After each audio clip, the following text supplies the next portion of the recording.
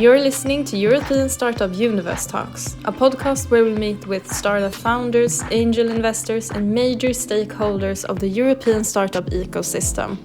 They let us in on the do's and don'ts of running a startup, their career story, and the process of succeeding as well as failing. In other words, everything of interest to startup nerds.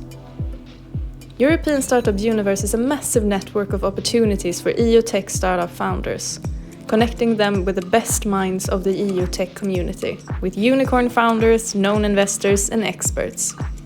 We have brought together European countries to join forces and launch startup programs suitable for their nation's tech founders. ESU aims to give access to opportunity for funding and expansion across EU countries.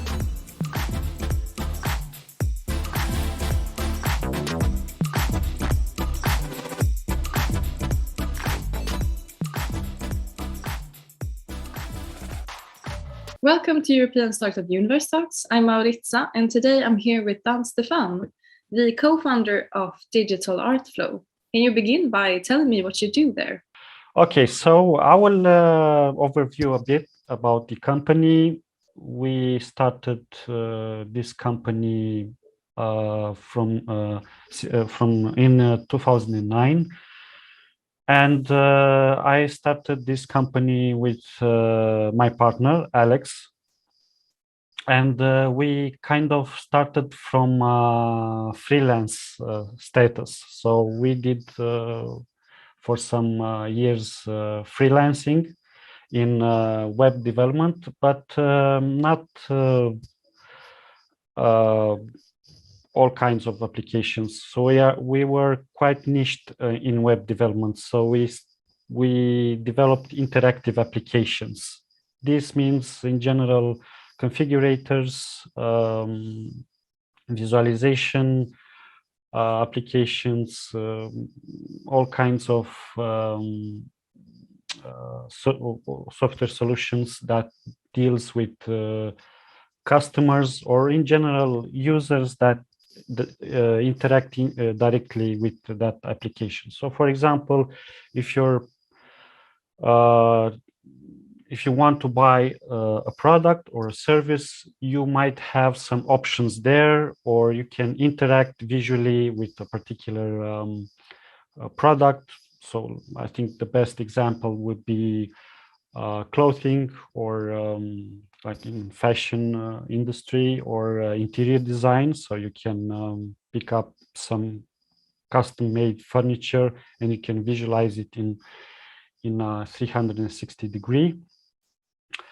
And with this occasion, because this was something quite early stage implementation in general across all industries, we started to gain some traction, and projects, companies, bigger companies wanted to implement such technologies. And we decided to found this company. And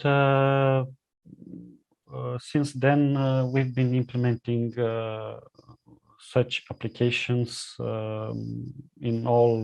in many industries. So in medical equipment, Horeca, like for restaurants and hotels, also in the fashion industry, but most of our projects are found in interior design. So there are many companies that they want digital transformation also in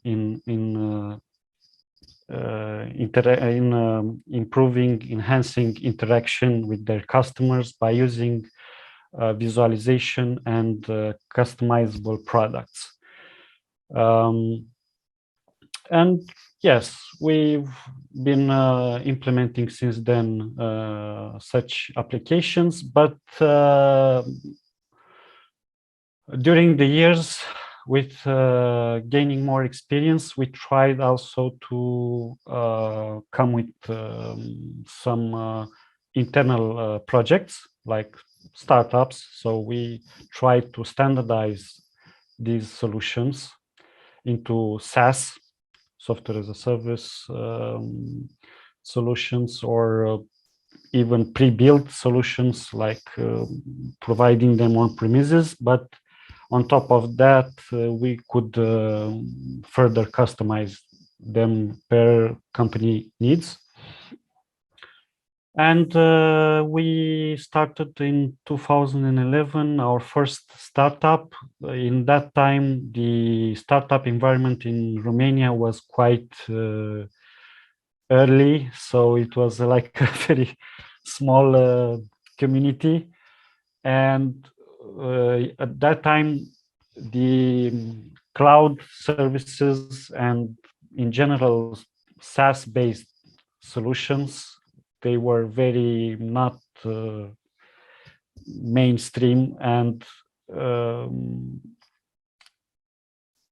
in that period, pre-built and script-based applications, they were still in use. So, for example, like WordPress, you download the script, you upload it in a web hosting, and then you're doing a few customizations, and then voila, you have a website.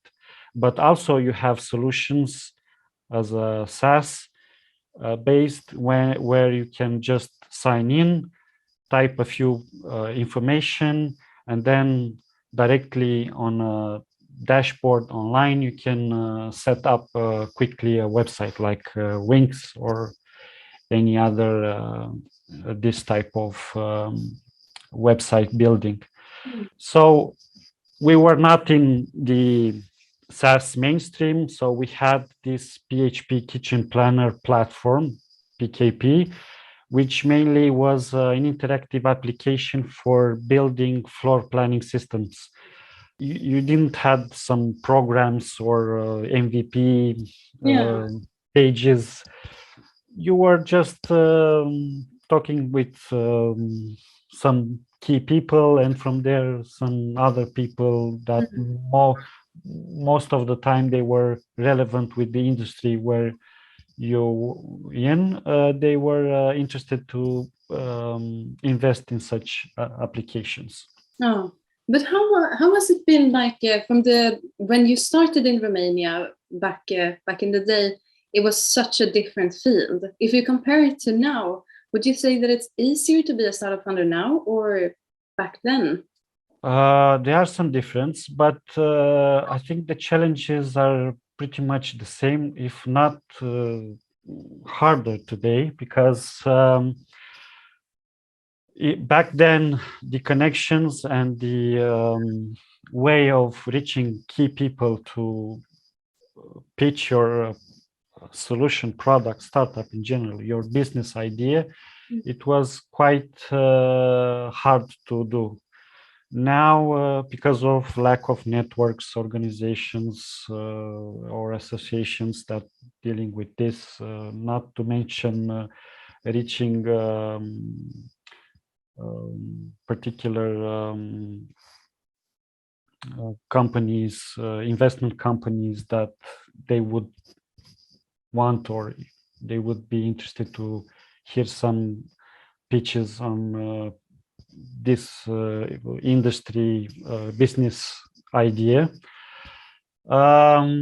This would be a quite challenge back then, but today it's more easy to reach these people. But the other side is the competition or the amount of pitches or business ideas. I don't know. The community is much larger, more hard to process, makes it more challenging.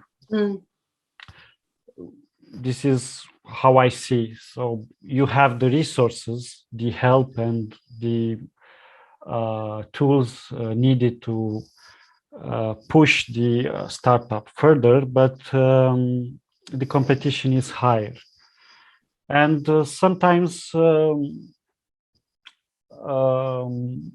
difference in stand up in front of an investment company, or in general angels, investment angels, and so on, may count in how you pitch your startup. So back then in 2011, this was not very. There were not many people doing this, and we didn't knew too much about how to pitch or how it's best to create the business plan and sort of all the business workflow in such a manner that it will answer all the questions and doubts about that business. But people were a bit more, let's say, tolerant with beginners. Now they want to cover all these aspects of a startup in such a way that you reduce the risks of not going not growing the business further. You just need to make sure that the business is viable, it's feasible, so it is good for the people. And back then, investment companies, they were willing to risk more. So okay, so we have a few startups in Romania because they were not many, and some investment companies, they were having like a 5% risk investment for the Eastern Europe, because they were thinking like, hey, mainly we invest in West, but let's try our luck in the East side as well. Let's put a 5-10% risk. Doesn't matter if the founders are not prepared for what is next. Or now it's not the case in Bucharest and in Romania in general. The startup community and the entrepreneurship in general is quite developed, and it's continuously growing, and there are other expectations, other standards, and now people are more carefully when investing in Romania. Yeah, no, absolutely. If the field has changed a lot and the competitiveness, yes, then exactly, the standards are different. But what would you say? What was the reason that you were drawn into this particular field? Because when I was doing freelancing, I besides doing programming, I was also attracted to 3D modeling, 3D designing in general. So I was working with 3D editing software tools. And at the beginning, when I was a student, I was earning money from architectural rendering. So I was collaborating with an architecture office, and they were having projects like building residential blocks, houses, even stores, and other architectural projects, especially urban civil projects.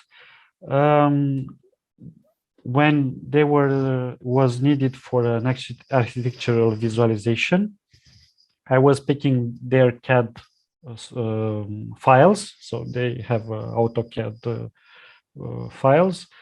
I was importing in my 3D editing tool, and I was creating a nice presentation with trees, people around, with photorealistic illumination, in order to for the project to become more relevant for presentation. And with time, after finishing college, I slowly moved to development, web development in particular, and I did it in parallel. So I was working with 3D and web development, and at sort of point, I decided to combine them, and I combined them in applications. So web applications and in general software solutions using 3D visualization directly into an internet browser. So back then it was something very fantastic, having 3D projections, like real-time 3D representations directly into your internet browser. So it was no longer opening a desktop application like a computer-based application, but rather the 3D rendering was processing directly from the web server, and you in your computer directly when typing the URL file, you can load such file. Not to mention that after founding the company, Digital Artflow, we started to create systems that will allow our applications to accommodate virtual realities. And back then it was again something very innovating, because now we all know about the Meta and Facebook goal. We were very confident in this technology back in 2010 and 11, and we tried to perfect the technology by using what we already had at that time in terms of technology.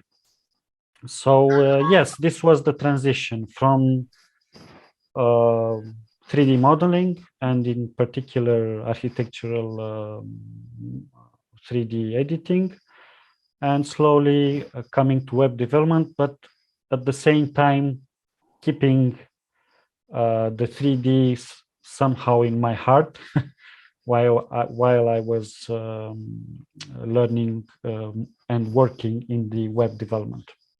So how was it when you started to see others implementing the same thing, but a couple of years later than you did? The implementation of 3D printing and virtual reality that you started very early, but is now a pretty common thing. Everybody knows what it is, and you were really a pioneer in that. How did you feel when you saw then all of a sudden, okay, people were doing the things that you were doing years ago? Yeah, actually, when we started to work with these technologies back earlier, we said that, hey, listen, we need to do something with these technologies, because if we don't raise support financially from key investors and further develop these applications, someone else more powerful will do it, like Facebook did. So Facebook, because they have many resources to support this technology further, it was more easy to speed and improve this technology further. So we kind of, when we saw today all these technologies being improved and becoming mainstream and so on, we thought that, see, so it was something that we were right about this. Yeah, but in my opinion, today, even if these technologies started to be used more oftenly, and the technology is much better than 10 years ago, I'll be honest with you, it's still quite limited. So it's not, it's more of a fuzz, like people are discussing about this, rather than in comparison with the factual state of the industry. So if you getting into details, like in to see who is using and how much is used in many industries across the globe, it's quite not, it's not very impressive. So it's still a lot of room in doing more with these technologies because of limitations. Of course, our devices are still limited, so even if we have smartphones, good computers, and nice cloud infrastructures and so on, it's still limited. We're still waiting for better internet connections like Wi-Fi 6 and 5G to become more widespread. Also, the hardware, it's still limited, even if we have good processors and graphic cards, they are still expensive and not quite ready for adopting technologies like Facebook pretends. So Facebook wants to implement some technologies, and they have some great presentations, but the ecosystem is not yet ready. So I assume that Facebook, and not only Facebook, also other big companies, they are trying to push this part also, preparing the ecosystem before they introduce their technologies. So it's quite limited, and it's limited because from I saw from my experience, we had another startup in 2016, InnoPlanner, which was now it's no longer available. InnoPlanner was a floor planning system, the same as PHP Kitchen Planner, but this time was using new technologies, and it was a SaaS based. So people were just log in inside, they have a dashboard with lots of options, and they can do whatever they want with InnoPlanner. And InnoPlanner was not only a floor planning system, it was a configurator, it was able to create and integrate with e-commerce platforms. So it was something more extended. And it was somehow limited. And it didn't work on a long-term basis because companies were not willing to rely on such platforms as long as they crack on older computers or on small devices by hand. They don't rely entirely when, for example, you have a low internet connection, or the caching system or caching memory is the portion of the software that will temporarily stay in a device. And because 3D comes with many information, so it's not like a text and a picture. For example, if you go to an e-commerce website and you want to buy a pair of shoes, you will have a bunch of pictures, you have some key information about that product. For example, the size, the description, a price, and eventually, after reviewing this information, you can decide if you want to try them or not, to buy them. But in interactive applications, you are able to use augmented reality, so you can try the shoes by tracking your camera from your phone to your feet. And using specific shoe sizes, they can track your feet using artificial intelligence by detecting some key areas from your image and helping you to have a better view about how the shoes will look on your feet. And suddenly using this technology comes with lots of information because now is not only a bunch of pictures and a description with a price. It comes with a 3D content. The information, the machine learning module comes with tons of information because it reads in that camera all kinds, it interprets all kinds of information in order to provide the best visualization possible. And for this, you need powerful servers and a good internet connection.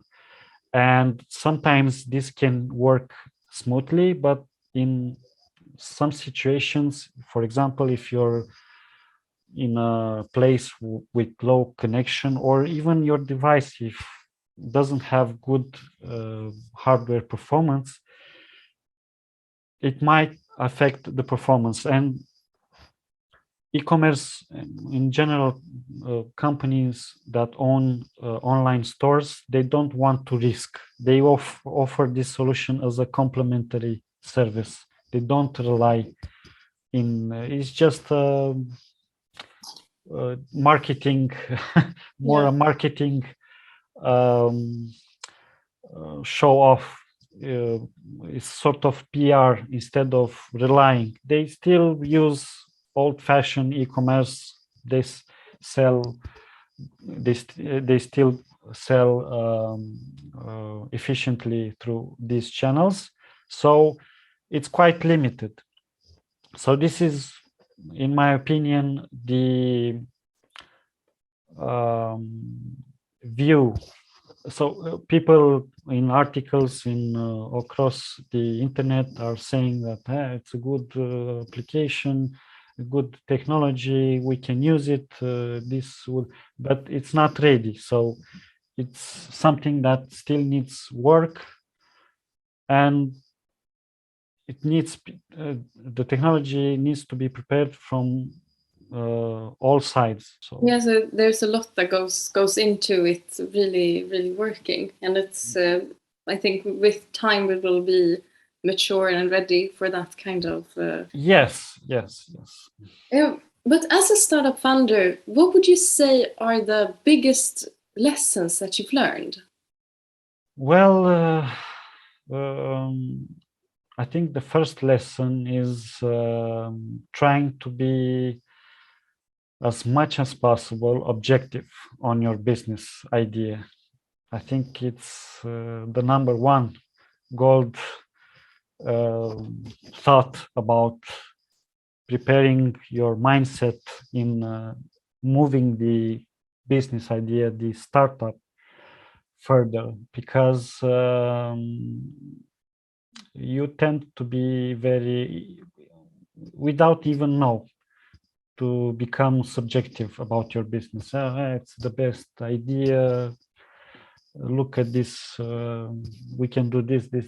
I'm sure the customers will be happy with this product, which is not entirely true. You need to validate it, and I think you know better that there are some steps in validating the idea, and it needs to be a step-by-step process also in your mind. So keep it for yourself, your opinion, like your subjective perspective about the startup, and try to validate it not only for yourself, but for people that they would be interested in such in buying a product or service made by your startup. And I think this is something that I learned myself because I was tending to do this. So, for example, when I was having a planner startup going. I was very, very confident in my startup, such confident that it it destroyed all the startup itself, because we denaturated the whole concept. And I think, in my opinion, it should be something real facts, like, hey, it is working, it is they really need this, or it's a bit too early or too late. And moving between these things, we were more realistic in going with our startup in the right way. So I think this was the lesson, was the most important lesson for me. Other than that learning experience, what would you say are your advice to early stage startup founders? In early startup stage, I think it's really important to work on research. I think research first is very important in an early startup stage, including also minimum viable product. I think not a minimum viable product, no, something earlier. Actually, it's a sort of mock-up, but functional, and working with the research around this, like making surveys, getting into startup and investment networks and discuss about the idea, making key connections. And I think also is very important to, which is part of the research, is getting more familiar with the industry or the range of customers that they would be interested in a product or service that your startup may want to provide.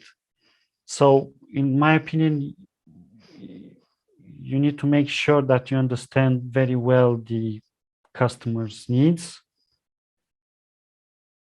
create a basic network with people that they would become, they are more familiar with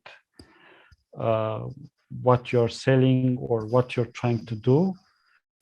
And also, I think it's really important to have a mock-up, or I don't know, like a very small live demonstration, just to create a better idea about how that application would work. It's really important, because in the past there were many people with ideas, but and they wanted investing, not even a mock-up or something like that. And it's quite it's not recommended, because not to mention today, investors, those that invest in early stage startups, I mean, those that they risk more because investors that invest in early stage startups are having a degree of risk much higher than takeover or buying shares or parts from a already functional startup or even mature business. Yeah. And you have to come with as much as possible in front, putting in front of the investor. If you're just coming with the idea, pitching, and you have a PowerPoint presentation, this is not enough. Not enough, even if you're coming with a business structure, like, I mean, expenses, return of investment or cash flow explanations and the entire business canvas ready, not okay. You have to first come with an overview of the startup. How does it work? What does it do? What are the key features has? And it needs to be as much as clear as much as possible. Yeah, absolutely. Yeah, it's good to, if you're not fully understanding the vision, how is somebody else going to do it? You're really yes, and it's really important for the potential investor to see what you see, because we tend to work too much with our imagination, and we pretend that it's absolutely normal for the investor to understand because it's obvious. It's not obvious because investor will not understand everything, and you have to get outside from your body, let's say like this, and put in his shoes, investor shoes, and try to explain him, I don't know, maybe like you explain to a baby, we'll do this, look how it will show up.